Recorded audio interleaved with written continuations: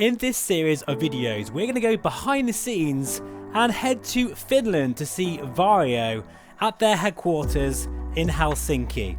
It's been a huge privilege to meet the team, understand even more about their ethos and how they're pushing both the VR and AR industry to the absolute limits of human imagination. As most VR companies are focused upon building VR for the masses, Varjo on the other hand have a strong focus at building the very best possible high quality XR devices that we have ever seen.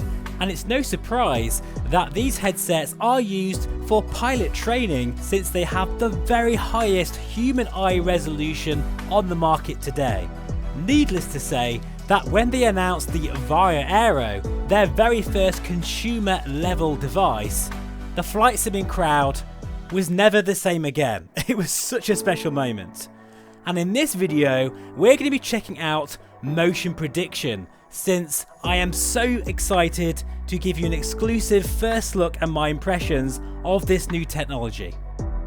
Now, Varjo are very aware that this has been the most highly anticipated feature of the VARJO AERO since its launch just over a year ago.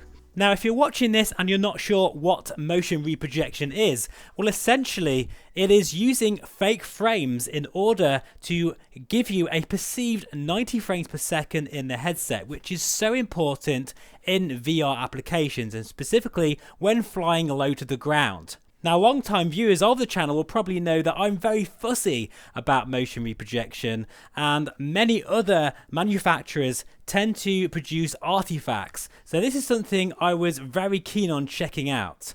I felt very lucky to have access to the secret top floor of the Varjo headquarters, so I was able to chat with the engineering teams themselves, and straight away I was super impressed to realise that this is all being done internally, and that's why it's taking that bit longer.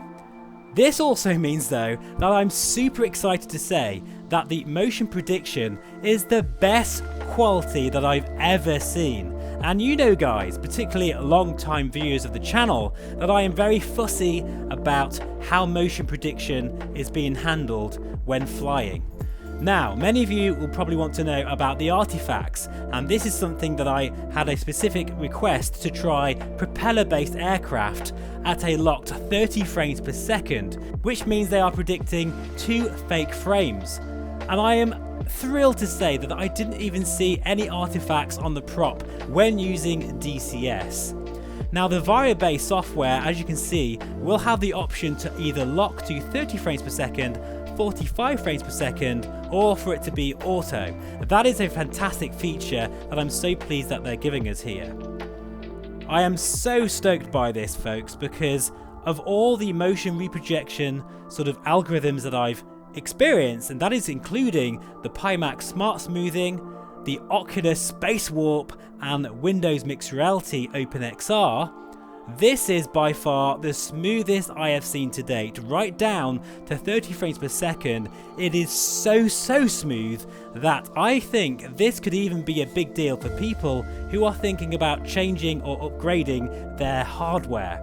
No longer do you really need that 4090 card, and testing this with my 3090 Stormforce computer, I'm actually thinking of not upgrading because it felt so good. Now, I'm going to be completely honest with you folks, I was a bit nervous when I tried motion prediction for the first time with the Aero because I had no idea what to expect, and other iterations of motion reprojection, or however you want to call it, can be very wavy and quite stuttery, but also very aggressive with how they lock the frames down.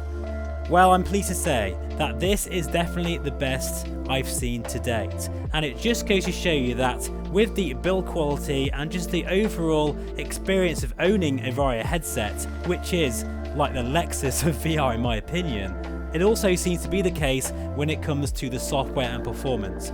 A massive congratulations to Varjo for this, because I really do feel that the motion prediction, whilst eagerly anticipated, has been definitely worth the wait. Please do let me know in the comments what are your thoughts on this, And I know many of you don't really like motion reprojection, but that is simply because of those artifacts and how it can be quite sort of a stuttery mess at times and reduce clarity. Well, all those things are not an issue anymore, since motion prediction, however they've done it, is definitely the very best I've seen. Thank you so much for watching. As always, I really do appreciate it. There'll be plenty more behind the scenes at Varjo headquarters coming on the channel in the very near future, which will include trying out the XR3, and trust me, you're going to want to watch that one. But for now, I'm really stoked with what Varjo has done here, and I'm really excited for you to get your hands on Varjo Base 3.8 once motion prediction has been fully released very soon. Take care, and bye for now. Oh, that's incredible. Wow. I've never been so excited to look at a phone before. So yeah, I never need to go out of VR ever again. That is it, literally. I can just be in VR forever if I want to be with a headset like this, because I can see my real world and the virtual world with eye resolution, sort of, clarity. Amazing. Isn't that incredible?